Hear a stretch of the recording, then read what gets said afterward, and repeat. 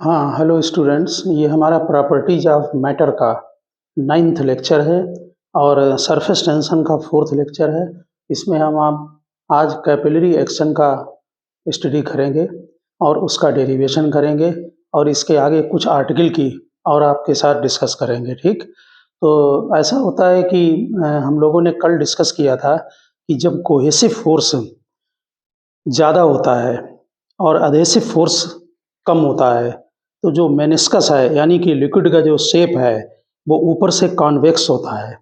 अगर adhesive force ज़्यादा है तो वो ऊपर से देखने में कॉनकेव होता है। वाटर का लेवल इस टाइप का हो जाता है ऐसे। ठीक, वाटर और ग्लास में तो कल मैं स्टडी किया था।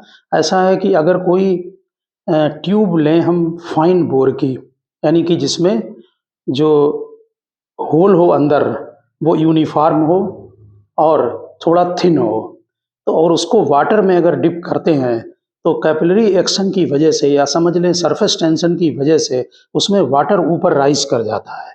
जैसे ये ट्यूब को डाला तो ट्यूब में वाटर ऊपर आ जाता है। ठीक, तो इसको कैपिलरिटी कहते हैं। हम इसका यहाँ पर आज स्टडी करेंगे। आप एक दो यहाँ पर डिफिनीशन नोट कर लें, फिर हम आपको डेरिवेशन समझाते हैं। लिखिए, capillary tube. Capillary tube, a tube with fine and uniform bore throughout its length. A tube with fine and uniform bore BORE throughout its length is called capillary tube. यानी एक पतली ट्यूब जो होती है उसको कैपिलरी ट्यूब कहते हैं। ठीक, सेकेंड डेफिनेशन लिखें, कैपिलियरिटी, CAPILLARITY, कैपिलियरिटी। लिखिए, when capillary tube is dipped in water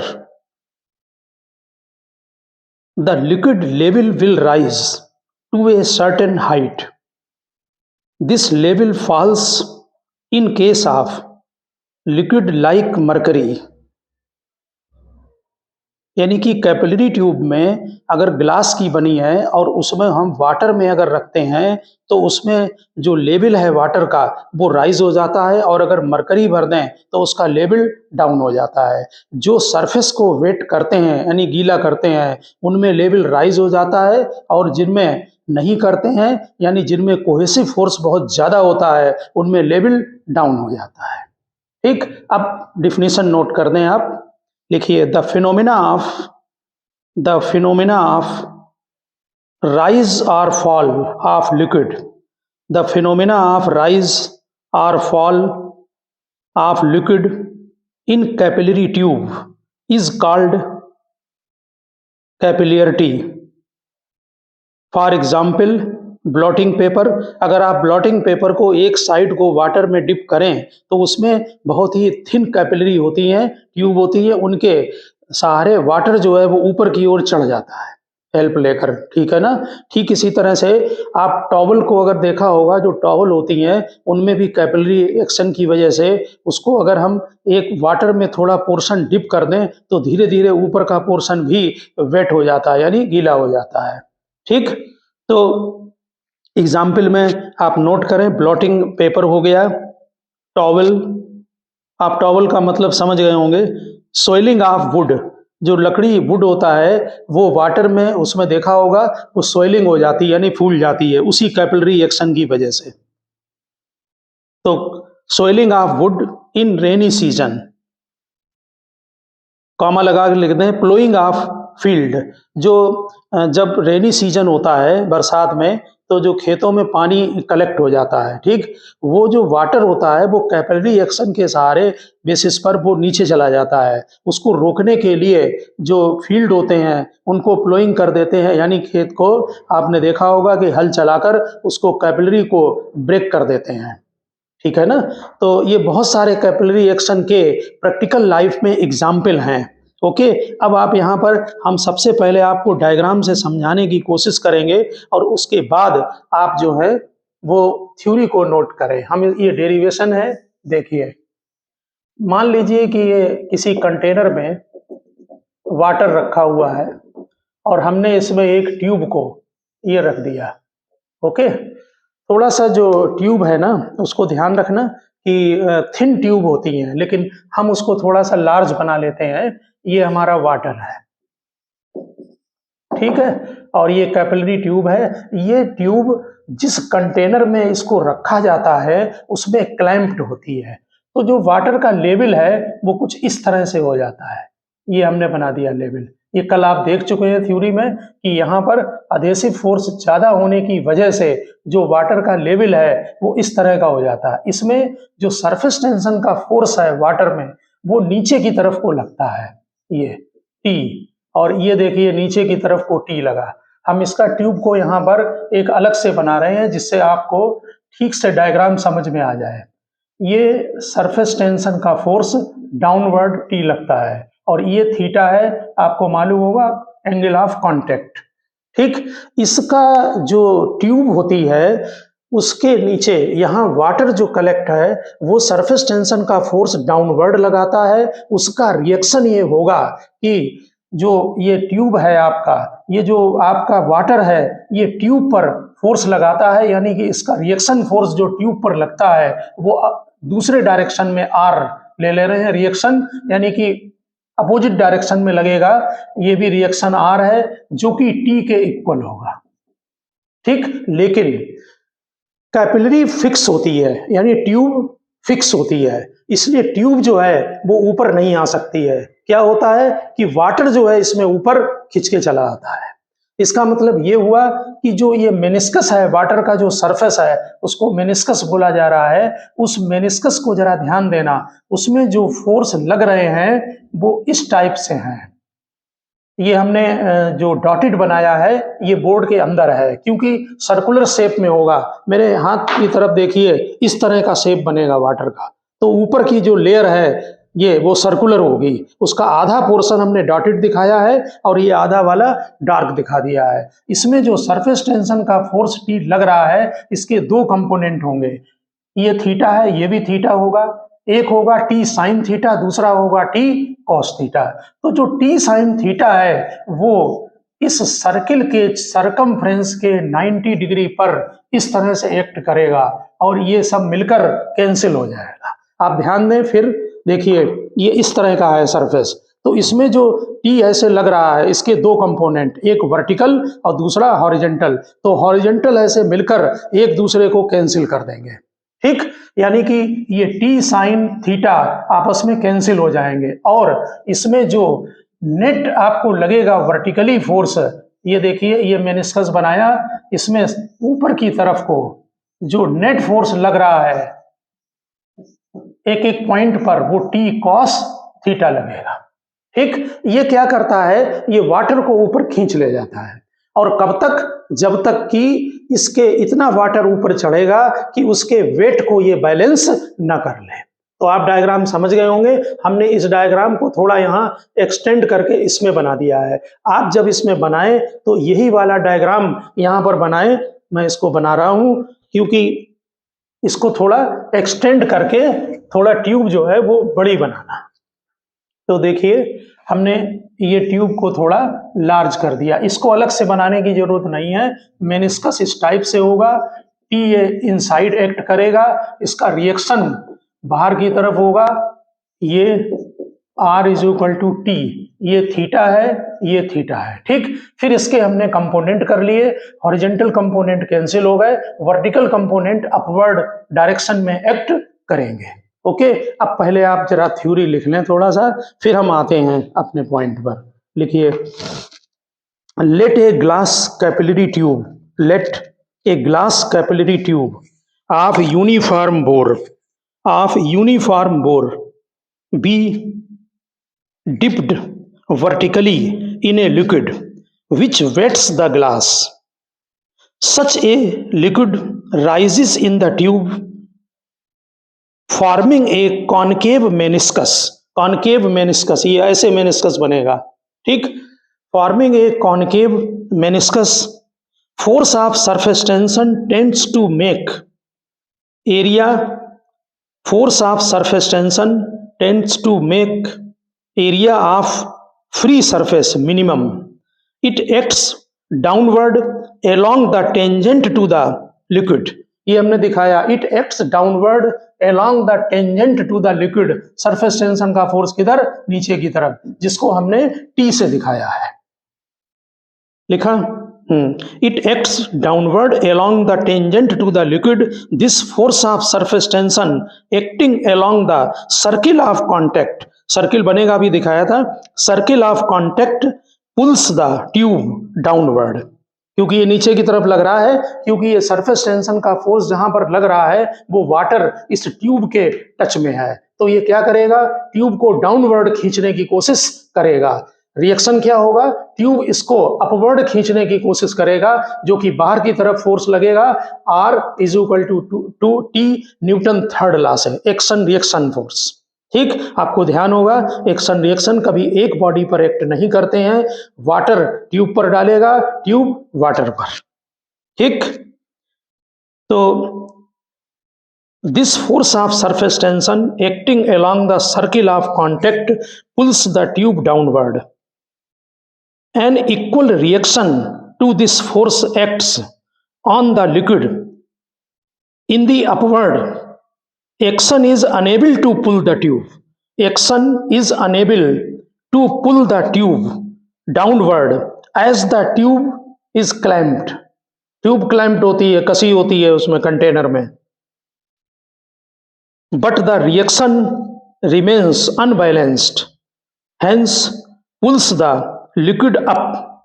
The liquid surface goes on rising in the tube till the upward reaction लिखा है, till the upward reaction is balanced by the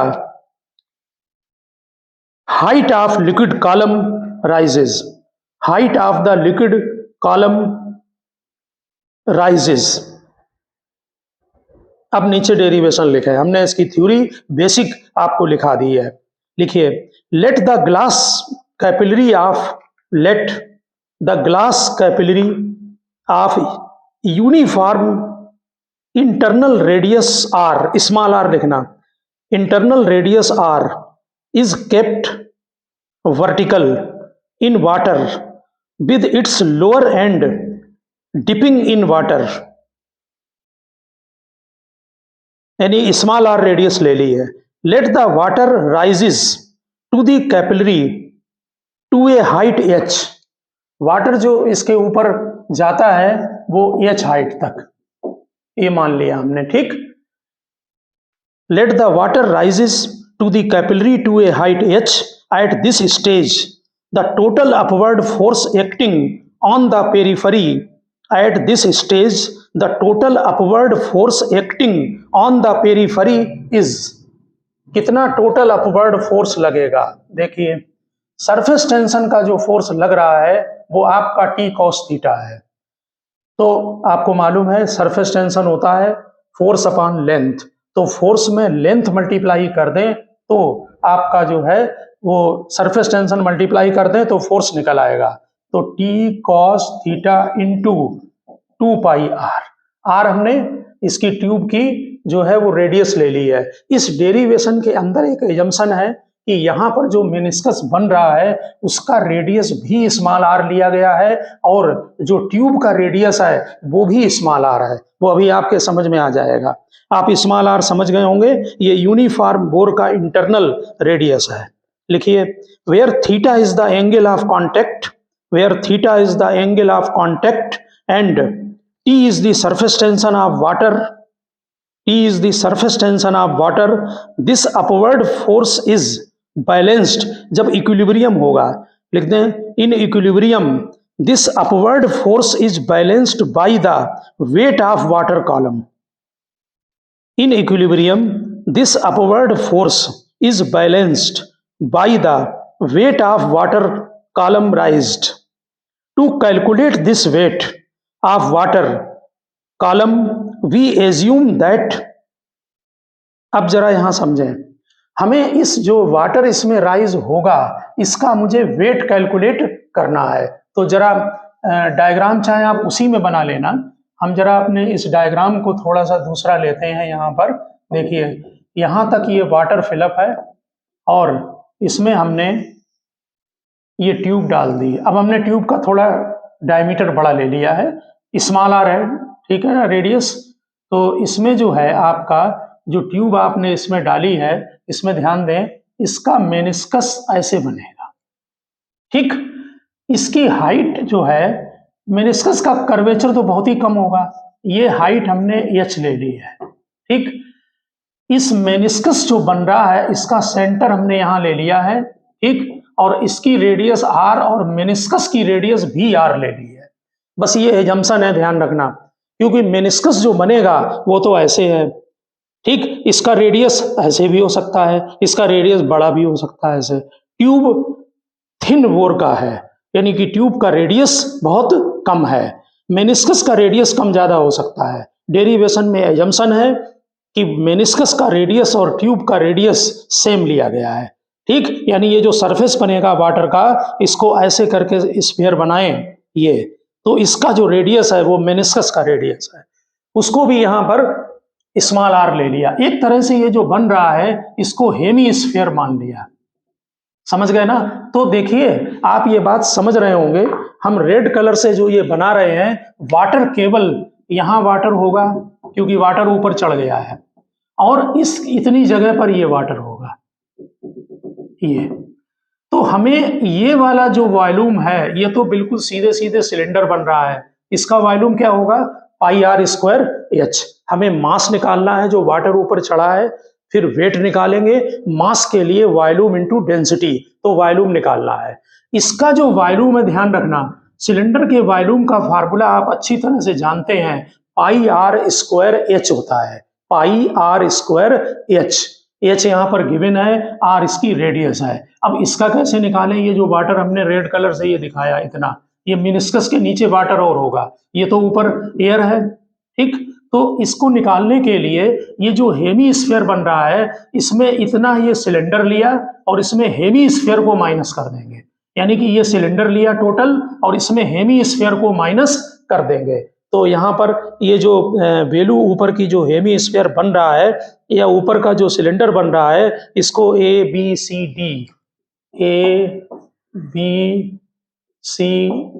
ये ले लिया sphere, ठीक है, और ये सेंटर पॉइंट ई ले लिया है। तो अब यहां पर नीचे लिखें आगे, आप उसी के आगे कंटिन्यू करें डायग्राम को कंप्लीट करने के बाद।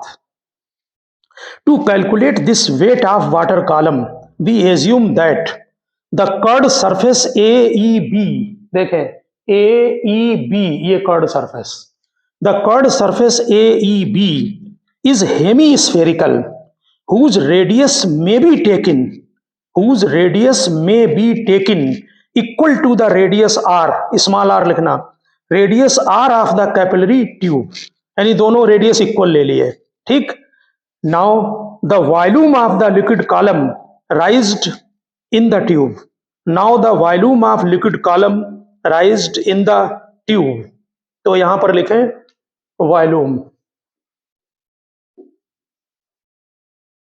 वॉल्यूम ऑफ लिक्विड कॉलम, ठीक। जो वॉल्यूम, जो वाटर ये चढ़ा है इसका वॉल्यूम निकालना है, तो इक्वल टू के बाद लिखे volume of the liquid filled in the cylinder of height h, volume of the liquid filled in the cylinder of volume h plus volume of the liquid field in the curved surface AEB, volume of the liquid filled in the curved surface AEB, इसके जो नीचे है, यानी इतना volume लेना है water का, और ये वाला जो कर्ड सरफेस के नीचे है ये लेना है, ठीक। इक्वल टू, फिर यहाँ पर इक्वल टू के बाद लिखना, एक तो पाई आर स्क्वायर एच हो गया, ये आप समझ गए होंगे सिलेंडर का। इसमें हमें हेमी स्फीयर का वॉल्यूम लेकर, उसमें ये सिलेंडर का टोटल वॉल्यूम लेकर उसमें हेमी स्फीयर का वॉल्यूम को माइनस करेंगे तो ये नीचे वाला वॉल्यूम निकल आएगा। तो ब्रैकेट के अंदर लिखें volume of the cylinder A B C D, ये बन गया छोटा सा सिलेंडर, इसकी हाइट भी आ रहा है और रेडियस भी आ रहा है। Volume of the cylinder A B C D minus, यहां पर लिखें volume of cylinder A B C D minus volume of hemisphere minus volume of hemisphere AEB। अब इसको माइनस कर देंगे ऊपर वाले को, ठीक, यानी पूरा ये सिलेंडर लेकर उसमें ये माइनस कर दिया। तो यहां पर लिखें volume of the cylinder ABCD minus volume of hemisphere AEB। अब आप डाटा समझ जाएंगे। तो जो वॉल्यूम V है वो pi R square H plus cylinder का वॉल्यूम चेक करें, पाई आर स्क्वायर और हाइट भी R है, उसका देखें वहां हाइट भी R है, माइनस हेमीस्फेयर का 4/3 पाई आर क्यूब होता है, तो 2/3 पाई आर क्यूब लगाएं। समझ गए होंगे, हाफ कर दिया, ठीक। यहां पर देखें ये भी पाई आर क्यूब बन गया, और ये 1 माइनस 1/3 करेंगे 2/3, तो 1/3 आएगा। इसका मतलब ये आया pi R square H plus 1/3 pi R cube, pi R square H plus 1/3 pi R cube. अब यहां पर नोट कर रहे हैं, तो वॉल्यूम इज इक्वल टू आ गया आपका, पाई कॉमन ले लें, आर स्क्वायर कॉमन ले लें, H प्लस R/3, ये वॉल्यूम बन गया, ठीक। अब हम इससे वेट निकालेंगे, बस डेरिवेशन ये कंप्लीट हो जाएगा। इससे वेट निकाल कर और फिर उसके इस T cos थीटा इंटू 2 पाई R, जो कि सरफेस टेंशन की वजह से जो फोर्स है उसको बैलेंस कर देंगे, ठीक। ये डायग्राम हम यहां से हटा दे रहे हैं। हॉरिजॉन्टल कंपोनेंट आप समझ गए होंगे, T cos थीटा,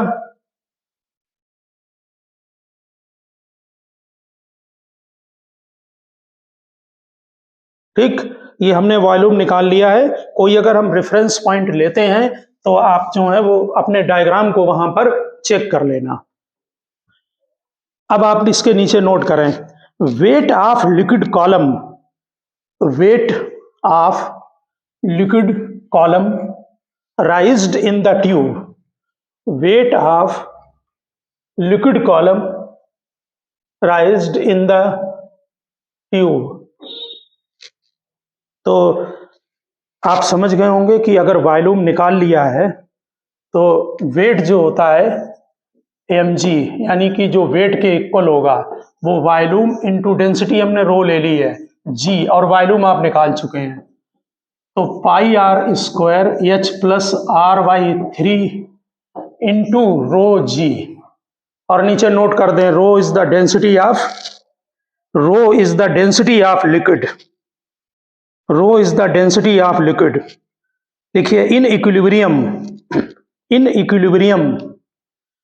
इसे इक्वेशन नंबर 2 डालें, और जो 2 pi R into T cos theta लिखा था उसे इक्वेशन नंबर 1 डाल दें, 2 pi R into T cos theta, यानी force due to surface tension जो अपवर्ड लग रहा था वो वेट को बैलेंस करेगा।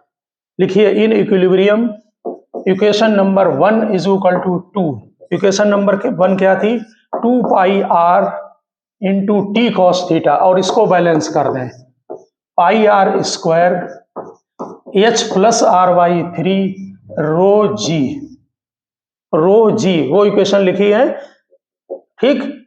इससे हम H भी निकाल सकते हैं, और सरफेस टेंशन का अगर T का इक्वेशन जानना चाहें तो T की भी निकाल सकते हैं, ठीक है। तो T की इक्वेशन आप निकाल लें, यहां पर जो कैंसिल हो रहा है उसको कट करते हैं, ये T इज इक्वल टू, देखिए एक R कैंसिल ये हो गया, ठीक। तो यहां पर R रो जी, ठीक, ब्रैकेट में ये हमने एक R कैंसिल कर दिया, ये पावर को, ये R बच गया, ठीक। रो जी ये है, ब्रैकेट में H plus R/3 divided by 2 ये और कॉस थीटा, ये आपका सरफेस टेंशन का फार्मूला बना। T is equal to R rho g bracket में H plus R/3 divided by 2 cos theta. अब जनरली क्या होता है, न्यूमेरिकल लगाते समय ये जो R/3 है इसको निगलेक्ट कर देते हैं, क्योंकि मेनिस्कस के नीचे का जो वाटर है वो बहुत ही कम है, ठीक, तो कंपैरिजन में यहाँ पर जो H है वो ग्रेटर देन R/3 है, तो फिर फार्मूला बन गया R rho G into H divided by 2 cos theta. इस फार्मूले को लर्न रखें, इसमें हाइट H जनरली वैसे निकलवाई जाती है, तो अगर H के टर्म्स में फार्मूला लिखेंगे तो क्या बनेगा 2t cos theta upon R rho G। ये भी लर्न कर सकते हैं, इसको लर्न करना वैसे ज्यादा ठीक है, ज्यादातर न्यूमेरिकल में हाइट पूछी जाती है, ठीक है ना। तो हाइट जब आपसे पूछते हैं H इज इक्वल टू तो 2t cos theta upon R rho G या T का फार्मूला आप लर्न कर लें। ठीक, ये हमारा जो फार्मूला है, इससे जो लिक्विड लेवल जितना राइज हुआ है उसका हम कैलकुलेशन कर सकते हैं, ठीक है ना। और हाँ, एक बात याद रखना, लिख दीजिए कि this is called ascent formula, ASCENT, this is called ascent formula. ठीक, और एक बात याद रखना कि अगर मरकरी होगा, जैसे ये मरकरी है, यहाँ पर ये मरकरी है, इसमें अगर कोई ट्यूब डालेंगे तो वाटर का कॉलम ये नीचे आ जाएगा ऐसे, और ऊपर से देखने पर ये जो शेप बनेगी सरफेस की ये कॉन्वेक्स बनेगी, तब जो हाइट H होगी वो भी इसी फार्मूले से कैलकुलेट की जाएगी। ठीक, तो मरकरी के केस में भी ध्यान रखना कि ये जितना नीचे आ जाएगा लेवल इसका, ठीक, वो भी इसी फार्मूले से काउंट होगी। ठीक, तो ये एसेंट फार्मूला है, 11th के लिए बहुत इंपॉर्टेंट है, और 11th में जनरली जो है ये फार्मूला पूछा जाता है। ठीक, देखिए ये जो फार्मूला आपने ड्राइव किया है, इसको एक और मेथड है, वो उस मेथड को जानना बहुत जरूरी है। जनरली अगर 11th के एग्जामिनेशन में ये फार्मूला ड्राइव करने को आता है तो आप इसी मेथड से ड्राइव करें। ठीक, हाँ इतना जरूर है, कहीं कहीं पर जो है वो R/3 वाला जो हमने मेनिस्कस के नीचे का वॉल्यूम निकाला है उसको नहीं निकालते हैं। ठीक, तो वो थोड़ा और आसान हो जाता है। वैसे आप जो हैं वो पूरा डेरिवेशन इसी मेथड से तैयार करें और इसी से करके आए। अब हम आपको दूसरा मेथड बताते हैं, और वो बड़ा इंटरेस्टिंग मेथड है। यहाँ पर देखिए, ये हमारा जो है वो कोई कंटेनर ले लिया, इसमें ये वाटर रख दिया, यहाँ पर डाल देना सेकंड मेथड। हम शॉर्ट में बताएंगे, आप उसको समझने की कोशिश करना। ट्यूब में वाटर ही ऐसे आ गया ऊपर, ठीक, इसमें जो स्मॉल आर है वो ट्यूब की रेडियस है, इसमें अलग अलग लेते हैं, और जो कैपिटल आर है वो मेनिस्कस की रेडियस है, यानी जो हेमीस्फीयर बनेगा उसका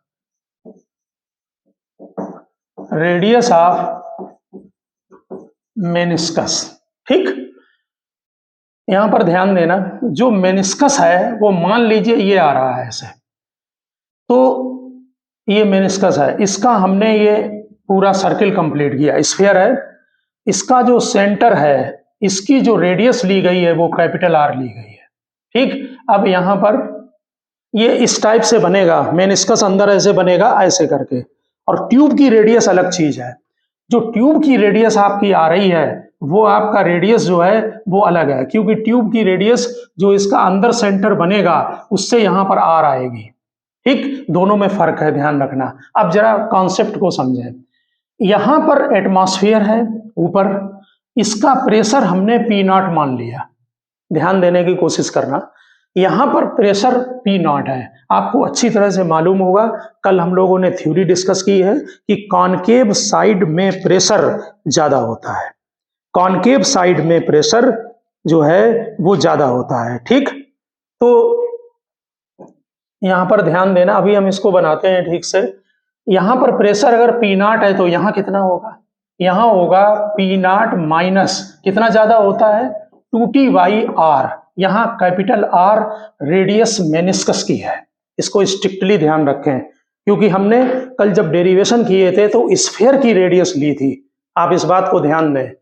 अगर H हाइट तक वाटर कॉलम में यहां पर वाटर चढ़ गया है इस हाइट तक, तो इस जगह प्रेशर, तुम्हें मालूम होगा प्रेशर का जनरल फार्मूला होता है H रो G, रो वाटर की डेंसिटी है, तो यहां कितना प्रेशर होगा, क्योंकि ऊपर से वाटर यहां प्रेशर डाल रहा है, तो P0 minus 2T/R plus H rho G होगा। यहाँ पी नॉट यहाँ इससे कम होगा, यहाँ प्लस एच रो जी। और एक प्रेशर का जनरल प्रिंसिपल है, वो प्रिंसिपल ये है कि सेम लेवल पर सेम प्रेशर होता है। ध्यान दें, सेम लेवल पर सेम प्रेशर होता है। तो यहाँ पर एक जैसे लिक्विड में यहाँ और इस पॉइंट पर, यानी अंदर का पॉइंट ए ले लो और बाहर का पॉइंट बी, ये खुला हुआ है। यहाँ प्रेशर क्या होगा? एटमॉस्फेरिक प्रेशर होगा, जिसको कि हम पी नॉट से लिखेंगे। यहाँ प्रेशर पी नॉट होगा, यानी कि जो प्रेशर ए पॉइंट पर होगा वही प्रेशर बी पॉइंट पर होगा। ये प्रेशर का जनरल प्रिंसिपल है। आप फ्लूइड स्टैटिक्स के लेक्चर देखें वहां पर, और नहीं यहाँ ध्यान रखें इसको। तो ए पॉइंट पर प्रेशर कितना आया? यही प्रेशर जो आपने कैलकुलेट किया है, ये ए पॉइंट पर प्रेशर है। ये कितना होगा? P naught minus 2T/R plus H rho ji is equal to, और बी पॉइंट पर प्रेशर पी नॉट है, ये दोनों कैंसिल हो गए, तो 2T/R is equal to H rho G आ गया। ठीक, फिलहाल T इज इक्वल टू लिखते हैं, तो T is equal to H rho g R by 2 आया। अब स्मॉल आर और उसमें रिलेशन बनाएंगे। तो आपने जो ये मेनिस्कस बनाया था, ये ऐसे करके, इसका जो रेडियस होगा, यहाँ ध्यान दें, इसके इस पॉइंट पर जो डिस्टेंस होगी यहाँ पर, ये होगी डिस्टेंस जो कैपिलरी ट्यूब आपने लिया है उसका ये रेडियस होगा, यहाँ जो हमने बनाया है। और जो मेनिस्कस बनेगा इसका ये रेडियस ऊपर होगा, यानी कि ये जो आप निकालेंगे यहाँ पर, ये कैपिटल आर होगा, क्योंकि ये जो सेंटर ओ है ये मेनिस्कस का सेंटर है, और जो ओडेस है वो किसका सेंटर है? वो ट्यूब का सेंटर है। कॉन्सेप्ट ध्यान रखना, काम आएगा। ओ सेंटर मेनिस्कस का है, नोट कर लेना। O centre of meniscus, O dash centre of tube. तो ट्यूब का रेडियस स्मॉल आर है और मेनिस्कस का रेडियस कैपिटल आर है। अब जरा उस पर देखें, सरफेस टेंशन का फोर्स टी ये था, वर्टिकल लाइन से ये एंगल थीटा बना रहा था, जो अभी हम लोगों ने एंगल ऑफ कांटेक्ट लिया है। अब यहाँ ध्यान दें, ये लाइन वर्टिकल है, ये हॉरिजॉन्टल है, और ये टेंजेंट है, इससे ये 90 डिग्री बना रहा है। इसका मतलब है कि ये स्मॉल आर है, ये थीटा है, तो ये एंगल भी थीटा होगा। अब यहाँ कॉस थीटा लगा दें, तो cos theta base R upon capital R. इसका मतलब capital R is equal to R upon cos theta. ध्यान दें, capital R is equal to R upon cos theta. इसकी यहाँ पर वैल्यू पुटअप कर दें तो टी इज इक्वल टू हो जाएगा आपका H rho g R upon 2 cos theta. अब देख लें, ये फार्मूला वही है जो आपने अभी एसेंट फार्मूला निकाला था, इसमें प्लस R/3 नहीं आता है, समझ गए ना। लेकिन इसमें ये कॉन्सेप्ट बहुत काम का है। यहाँ पर कैपिटल आर ये मेनिस्कस की रेडियस है, ठीक। तो इस फॉर्म में अगर जनरली कॉन्सेप्चुअल क्वेश्चन में ये काम आता है कि इसमें कैपिटल आर के टर्म्स में कॉन्सेप्ट को यूज किया जाता है, ठीक। तो फिर यहाँ समझ लें, यहाँ प्रेशर पी नॉट है, यहाँ प्रेशर कम होगा, कितना होगा? पी नॉट माइनस 2T/R, ठीक। ये आपको कॉन्सेप्ट कल के लेक्चर से मालूम है। और यहाँ H हाइट का वाटर कॉलम है, इसलिए इसका प्रेशर H रो जी ऐड करें। सेम लेवल पर सेम प्रेशर होता है एक जैसे लिक्विड में, इसलिए A पॉइंट पर और B पॉइंट पर प्रेशर सेम होगा। यहाँ पी नॉट होगा क्योंकि ये ओपन है, जैसे यहाँ पी नॉट है वैसे यहाँ पर भी पी नॉट है, ठीक। दोनों इक्वल कर दें तो 2T/R is equal to H rho G आ जाएगा। और फिर मेनिस्कस की हेल्प से कैपिटल आर को डायग्राम बनाकर स्मॉल आर में कन्वर्ट कर दें तो आपका फार्मूला सेम आ जाएगा।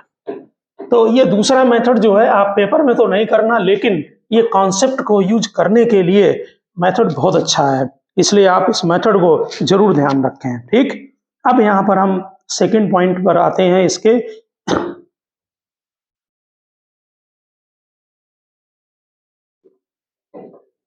बहुत ही 11th में बहुत ही एक कॉमन क्वेश्चन इसमें पूछा जाता है, वो वहां पर आप नोट करें आगे लिखिए। मतलब लगभग सभी क्वेश्चन पेपर में ये जरूर पूछते हैं, इसलिए ध्यान रखना। लिखिए, rising of liquid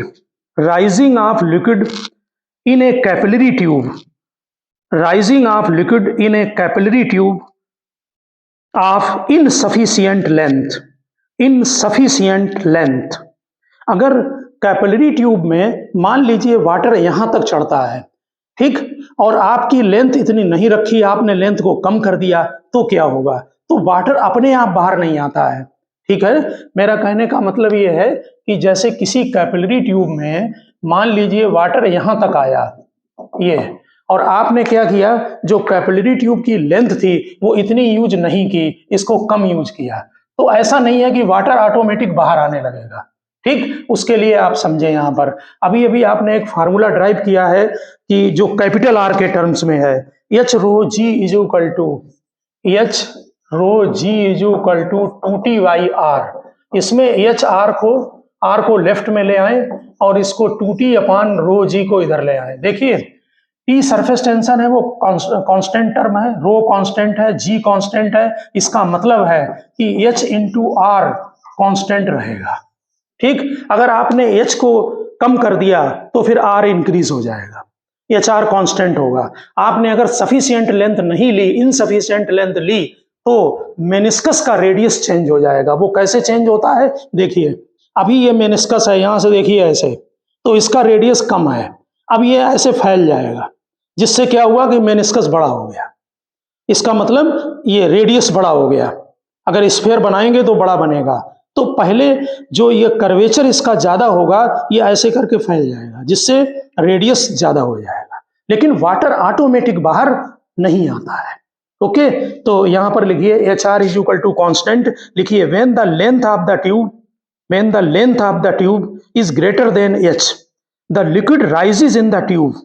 When the length of the tube is greater than h, liquid rises in the tube to a height so as to satisfy the above relation ये वाला, so as to satisfy above relation, if length of the tube is less than h, let h dash, then liquid rises up to the top of the tube, ऊपर तक water आ जाएगा, liquid rises up to the top of the tube and then spreads out until its radius of curvature increases to, फैल जाएगा, मतलब फैलने का मतलब radius फैल जाएगी, वाटर नहीं बाहर आता है, ठीक। until its radius of curvature r increases to r dash, इसका मतलब कि H R is equal to H dash R dash, ठीक।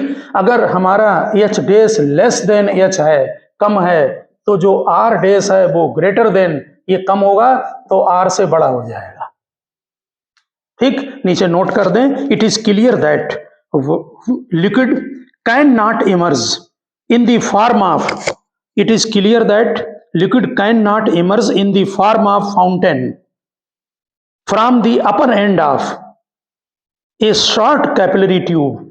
ऐसा नहीं है कि फाउंटेन की तरह लिक्विड बाहर आने लगेगा, नहीं तो मालूम है वायलेशन हो जाएगा एनर्जी कंजर्वेशन का, ठीक है ना। और ऐसा आप समझ रहे होंगे कि प्रैक्टिकल बिल्कुल पॉसिबल नहीं है। तो एक और पॉइंट यहाँ पर जो बहुत इंपॉर्टेंट है, जिस पर कि न्यूमेरिकल पूछे जाते हैं, कि जो कैपिलरी ट्यूब आप यूज करते हैं, अगर उसको इंक्लाइंड कर दें तो क्या होगा। इसको आप डायग्राम बनाएं, देखिए ये कैपिलरी ट्यूब थी, इसमें वाटर एच हाइट तक ऊपर आ गया ये, और अब आपने क्या किया कि इसको इंक्लाइंड कर दिया, तो प्रेशर का ये प्रिंसिपल है, इसकी जो हाइट होगी वो यही रहेगी। इसका मतलब आपने अगर वर्टिकल से थीटा एंगल हमने वर्टिकल से लिया है, ये हाइट अगर एच है तो यहाँ पर भी जो वाटर कॉलम ये होगा इसकी हाइट इतनी रहेगी, लेकिन लेंथ चेंज हो जाएगी। तो जो लेंथ है यहाँ से कहाँ से, ए से बी तक की, इसको आप जनरल न्यूमेरिकल आते हैं हमारे यहाँ 11th में, इसकी लेंथ निकालने के लिए क्या करते हैं कि कॉस थीटा लगा दो इसमें, ये वाला, ठीक। तो cos theta is equal to base upon hypotenuse, यानी एच अपान लेंथ कितनी है, ए बी, तो length A B is equal to हो जाएगा एच अपान कॉस थीटा। बहुत जनरल न्यूमेरिकल है, जिसको हम एक सॉल्व भी करा देंगे, आप उसमें हेडिंग डाल देना, rise of liquid in an inclined capillary tube, rise of liquid in an inclined capillary tube, ठीक। तो तो जो लेंथ आएगी आपकी ए बी वो एच अपान कॉस थीटा आएगी। सिंपल आप थ्योरी लगाकर इसको कैलकुलेशन आप जो है वो इजीली कर सकते हैं, ठीक है ना। अब आप नेक्स्ट पॉइंट नोट करें। इसमें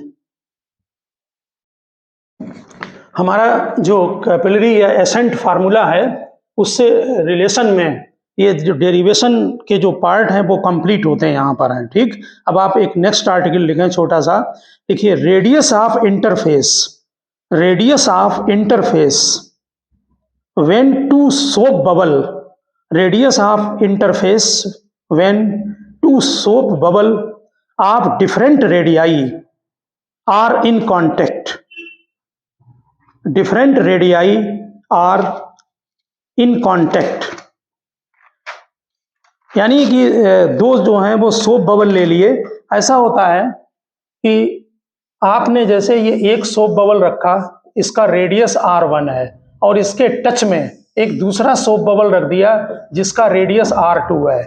यहाँ हमारे डायग्राम में R1 लेस देन R2 है, इसकी रेडियस कम है। तो इसका मतलब है कि इसके अंदर जो प्रेशर होगा एक्सिस प्रेशर, ठीक, जो P1 है वो ग्रेटर देन होगा, क्योंकि P इज इक्वल टू, अगर बबल है तो 4T/R होता है, तो P1 इसके अंदर जो प्रेशर है वो ग्रेटर देन प्रेशर P2 से होगा। इससे क्या होगा कि ये इसको प्रेस करेगा और प्रेस करने पर ये जो टच में सरफेस है इसका एक कॉमन कर्वेचर बनेगा, इसको डिसेप्ट कर देगा, उसका ये अलग से एक कर्वेचर बनेगा, ठीक। तो हमें इसकी रेडियस कैलकुलेट करनी है। आपने हेडिंग डाली होगी radius of interface when two soap bubbles of different radii, two soap bubbles of different radii are in contact, यानी दो सोप बबल जो कि अलग अलग रेडियस के हैं उनको कांटेक्ट में रख दिया है, ठीक है ना। तो ऐसी कंडीशन में आप जो नेट प्रेशर यहां पर बनेगा, यानी कि जो सरफेस दब जाएगा उससे जो नेट प्रेशर होगा वो P1 माइनस P2 होगा इस पॉइंट पर, ठीक। और ये जो आपका नया कर्वेचर बनेगा इस पॉइंट पर जहां पर ये कांटेक्ट में होगा उसका रेडियस कैपिटल R ले लिया हमने, यानी कि इसका रेडियस कैपिटल R। तो यहां पर एक्सिस प्रेशर कितना होगा इस साइड को, उसमें इसका फार्मूला आपको मालूम 4T/R। अंदर P1 एक्सिस कितना होगा 4T/R1, इसमें कितना होगा 4T/R2। 4T को कैंसिल कर दें तो 1/R is equal to 1/R1 minus 1/R2। ये फार्मूला किसी भी ऑब्जेक्टिव एग्जाम के लिए आप लर्न रखना। R is equal to R1 small लिखा है, sorry, R1 R2 divided by R2 minus R1। इससे हम रेडियस निकाल लेंगे। आप कैपिटल R को लर्न कर लें, 1/R is equal to 1/R1 minus 1/R2, ठीक। एक आर्टिकल और नोट करें, radius of the new bubble, radius of the new bubble formed when two bubble combined together, दो बबल को मिलाकर एक नया बबल बना लिया तो उसका रेडियस कितना होगा। जबकि जो कंबाइंड टुगेदर है इसमें कोलिस वर्ड भी यूज करते हैं, तो ध्यान रखना, यानी कि दो बबल को मिलाकर एक जो है वो बड़ा बबल बना लिया है, ठीक। तो इस तरह का है, जैसे एक बबल ये है, एक बबल ये है, इसकी रेडियस R1 है, इसकी रेडियस R2 है और इसमें एक बड़ा बबल बना लिया जिसकी रेडियस R है, दोनों को कंबाइंड करके लिखिए। Consider two soap bubble of radii R1 R2, consider two soap bubble of radii R1 R2 if V1 and V2 are the volume of two soap bubble, V1 and V2 are the volume of two soap bubble, तो V1 क्या होगा 4/3 पाई R1 cube, ठीक। V2 क्या होगा, V2 होगा 4/3 पाई R2 का cube, ठीक। फिर नीचे इसमें एक्सिस प्रेशर कितना होगा नोट करें, लिखिए T सरफेस टेंशन है दोनों का, लिखिए axis pressure inside the two bubble, axis pressure inside the two bubble, एक में प्रेशर P1 तो प्रेशर आपको मालूम बबल के अंदर 4T/R1 और दूसरे में pressure 4T/R2। T surface tension है, ठीक, नोट कर देना, कहीं कहीं सरफेस टेंशन को कैपिटल एस से भी लिखते हैं, ठीक। तो ये आपने दोनों को ले लिया। अब जो कंबाइंड बनेगा उसका रेडियस हमने कितना लिया, स्मॉल आर, और इसके अंदर जो एक्सिस प्रेशर है वो पी लेंगे, यानी इस बबल के अंदर जो एक्सिस प्रेशर है P1, इसमें P2, इसको भी अंदर बना दें, इसमें एक्सिस प्रेशर P। नोट करिए, बहुत सिंपल है डेरिवेशन, लिखिए if R be the radius of new soap bubble, if r be the radius of new soap bubble, ठीक, formed when two soap bubble coalesce under isothermal condition, coalesce COALESCE, यानी combined कर दिया दोनों को, under isothermal condition, then अब जो नया bubble बनाया उसका वॉल्यूम कितना होगा, 4/3πr³, उसमें प्रेशर कितना होगा, 4T/R, ठीक। और अंडर आइसोथर्मल कंडीशन है, आपने जहां ऊपर लिखा है वहां भी उसको जरा लिख दें, लिखिए radius of the new bubble formed when two soap bubble combined together under isothermal condition कर दें, अंडर आइसोथर्मल कंडीशन।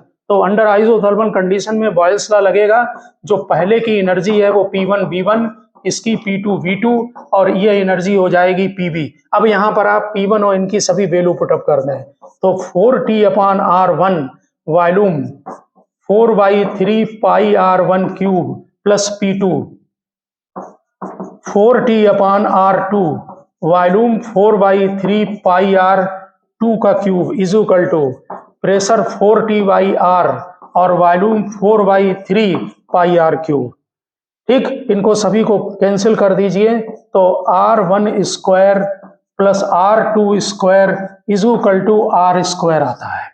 ये भी रिलेशन आप ऑब्जेक्टिव के लिए सीधे लर्न कर लें कि अगर दो बबल को हम कंबाइंड करते हैं तो उनका कंबाइंड करने से जो नया बबल बनेगा, लेकिन under isothermal condition, temperature constant, तो जो नया बबल बनेगा उसका रेडियस R1² प्लस R2² होगा। ये दोनों जो हमने आर्टिकल अभी आपको लास्ट में कराए हैं, ये दोनों आर्टिकल बहुत इंपॉर्टेंट हैं और दोनों के फार्मूले आपको सीधे लर्न रखने हैं, ठीक है ना। तो ओके स्टूडेंट, हमने सरफेस टेंशन का आज आपको कैपिलरी एक्शन का या कैपिलरिटी का डेरिवेशन करा दिया है, और दो छोटे आर्टिकल बाद में हमने कैपिलरी जो ट्यूब का आपको डेरिवेशन कराया है उसके रिलेशन में दो आर्टिकल बाद में जो कराए हैं, एक आर्टिकल में जिसमें हम इंक्लाइंड कर देते हैं और दूसरे में इनसफिशिएंट लेंथ, ठीक। ये ध्यान रखना, 11th एग्जाम में ये जरूर पूछे जाते हैं। बाकी ये तो क्वेश्चन है, ये जनरली जो है वो आपके कॉम्पिटिटिव के मैटर के हैं, लेकिन फिर भी आप इनके फार्मूलों को डायरेक्ट लर्न रखें। तो ओके स्टूडेंट, मिलते हैं नेक्स्ट लेक्चर में।